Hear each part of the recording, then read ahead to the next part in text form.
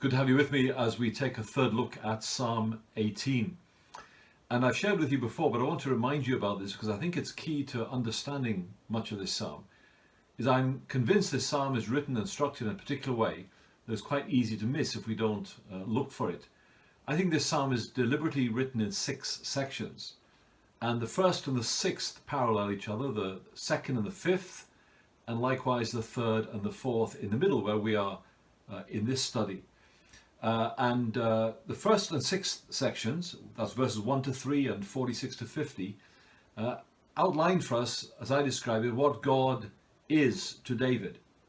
And then the 2nd and the 5th sections, that's 4 to 19 and 31 to 45, which we looked at in our last study, describe for us what God did for David. So now we come to 2 short middle sections, that's 20 to 24 and 25 to 30. Now, one of the reasons I'm reminding of this and stressing this to a certain extent in such a brief study is that there may well be intended here what's known in Hebrew poetry as a chiasm or a chiastic structure. So you have these parallel sections. And if that's true, as it seems to be in this psalm, and I don't want to be over dogmatic about it, why that's important is this, that in a chiasm or in a chiastic structure, the emphasis, the focus of attention is bang in the middle, which would mean that these 2 sections we're looking at this time are the crux of understanding the whole psalm.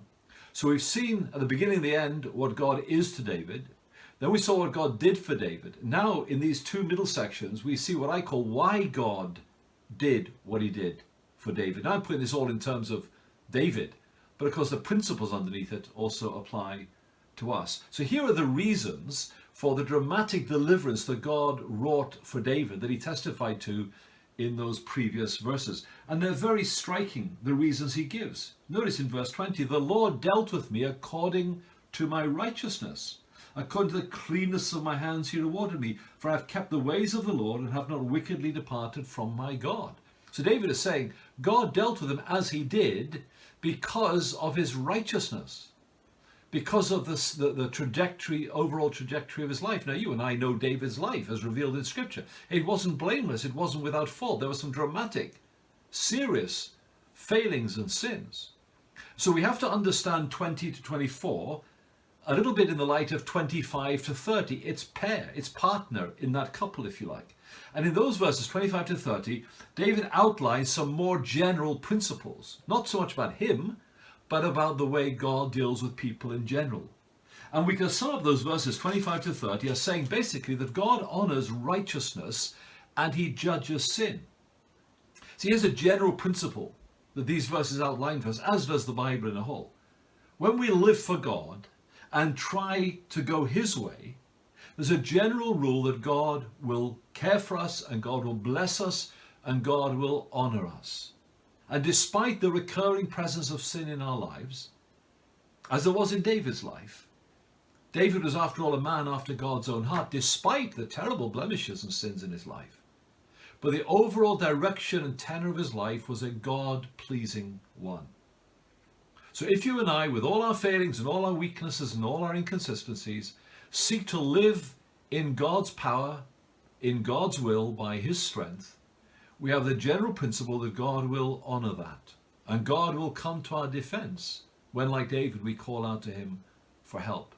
I also want you to notice in that regard one strange little comment that causes the commentators some severe problems as they try to understand this. Look at the principles outlined from verse 25. And then you come to the end of verse 26. With the crooked you make yourself seem tortuous. So he's merciful towards the merciful and blameless towards the blameless and pure towards the pure. But with the crooked you make yourself seem tortuous. And commentators struggle to translate that. Let me try to explain what I think David is saying there. He's simply saying that to those who are devious and twisted and so on, they will find themselves outwitted by God. Not that he's devious and twisted, of course, but that you can never outwit God.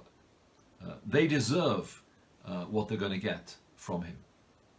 Now, one final comment as we finish with Psalm 18, and these are, of course, very brief overviews. I just want you to notice that we should always be trying to find what this psalm tells us about Jesus, or any psalm tells us about Jesus. We need to be careful. We mustn't read him in when he's not there, and that's a mistake many psalmists, many psalm commentators make.